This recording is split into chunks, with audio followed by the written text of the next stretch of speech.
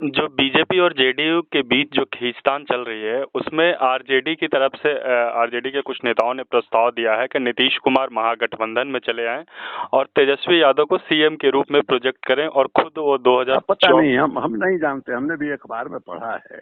जी अब किसी खास आदमी ने, उनके दिमाग में बात आई होगी, उन्होंने एक प्रस्ताव दे दिया। जी ऐसा माने हमारी जानकारी में कोई प्रस्ताव पार्टी का बना नहीं है। जी अब उदय नारायण चौधरी जी वो नीतीश जी के ही साथ थे, जी वो किन्हीं कारणों से, तो उन्होंने एक प्रस्ताव दिया है। लेकिन इस प्रस्ताव को हम बहुत गंभीरता से नहीं देखते हैं, जी इसलिए एक स्पष्ट दिखाई दे रहा है कि नीतीश जी वहां से मैंने किसी भी हालत में निकलने के लिए तैयार नहीं है। जी अभी जो उनका बयान आया जी कि साहब हम मुख्यमंत्री नहीं बनना चाहते जी और भाजपा ने ही दबाव डाला तो हम मुख्यमंत्री बने। जी अब ये उसके बाद सुशील मोदी ने इसका तायद किया कि हाँ वो नहीं बनना चाहते थे, जी हम ही लोगों के कहने पर बने। जी तो ये साफ दिखाई दे रहा है कि एक वो अपना जो चेहरा है उसको बचाने के लिए उन्होंने मैंने सुशील मोदी से बयान दिलवाया, जी अपने बयान दिया, उसके बाद सुशील मोदी ने बयान दिया। जी लेकिन किसी भी राष्ट्रीय नेता जो भाजपा का है, चाहे वो प्रधानमंत्री हो, चाहे अमित शाह हो, या जेपी नड्डा हो, जी या भूपेंद्र हो, कोई भी जी किसी का भी बयान नहीं आया है कि हाँ साहब नहीं नहीं आप कहाँ जाइएगा, बनिए बनिए, हम लोग चाहते हैं आप बनिए। जी तो ऐसा तो कोई, तो उन्होंने एक अपना थोड़ा सा मैंने चेहरा बचाने की कोशिश की है। जी इससे यही निष्कर्ष निकलता है जी कि वहां से निकलने के लिए तैयार नहीं है। जी अब मान लीजिए कि वो मैंने लव जिहाद के मामले में प्रस्ताव उन लोगों ने पास किया, जी आप अपनी पार्टी को राष्ट्रीय पार्टी बनाना चाहते हैं, जी आप दूसरे राज्यों में एक्सपेंड कर रहे हैं, जी लेकिन देश का जो पूरा वातावरण है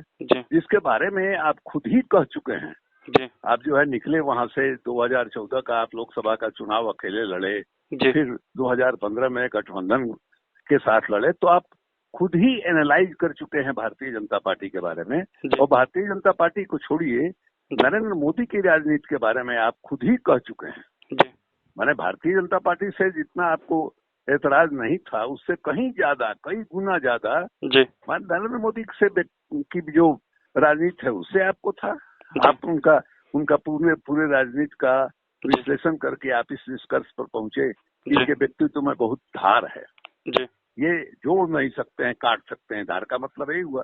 जी तो आप ये चाह रहे थे कि नरेंद्र मोदी को भारतीय जनता पार्टी प्रधानमंत्री के रूप में प्रोजेक्ट नहीं करे।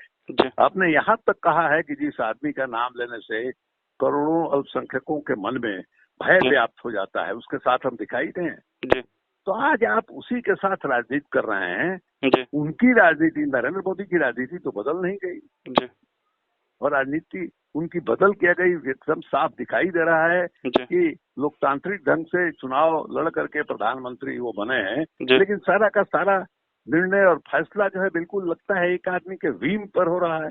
जी अब आप जो है माने किसानों को लेकर के आपने कानून बनाया, जी माने एग्रीकल्चर जो है आपको स्टेट सब्जेक्ट है, जी हमारे यहाँ जी संविधान का व्यवस्था है। आपने राज्यों से क्यों नहीं बात किया भाई? जी आप जो है किसान संगठनों से क्यों नहीं बात किया? जी औरों की बात छोड़ दीजिए, जो आरएसएस का किसान संगठन है, भारतीय किसान संघ, जी उससे भी आपने बात नहीं किया।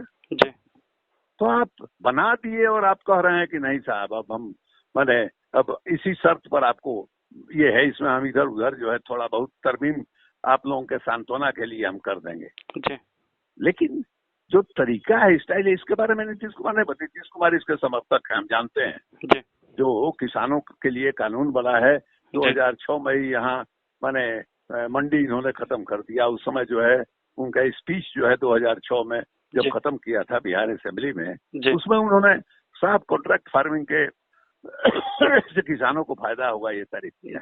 लेकिन जो प्रोसेस है जी वो क्या लोकतांत्रिक प्रोसेस है, डेमोक्रेटिक प्रोसेस है, जिस तरीके से इसको किया गया। जी अगर नीतीश कुमार 2013 की तरफ फिर से फैसला लेते हैं, जैसे आप लोगों ने 2015 विधानसभा चुनाव से पहले हाथ मिलाया था। 2009 से आप देखिए कि नीतीश कुमार का क्या स्टैंड है। नहीं, लेकिन अगर अभी अलग होते हैं तो क्या आरजेडी के दरवाजे उनके लिए खुले? ये सब हाइपोथेटिकल सवाल है ना। जी इसका कोई मतलब है क्या? जी वो आदमी निकलने के लिए तैयार नहीं है, और हम जो है चादर बिछा करके, वो कालीन बिछा के उनके लिए गलीचा जो है लाल बिछा करके उनका इंतजार करें कि इसी पर पांव रखिए। जी तो पहले उनको न लेना है ये। जी। तो अभी मतलब कोई ऐसी प्रस्ताव आरजेडी सहमत नहीं है उदय नारायण चौधरी के बयान से? है आरजेडी सहमत नहीं है उदय नारायण चौधरी के बयान से?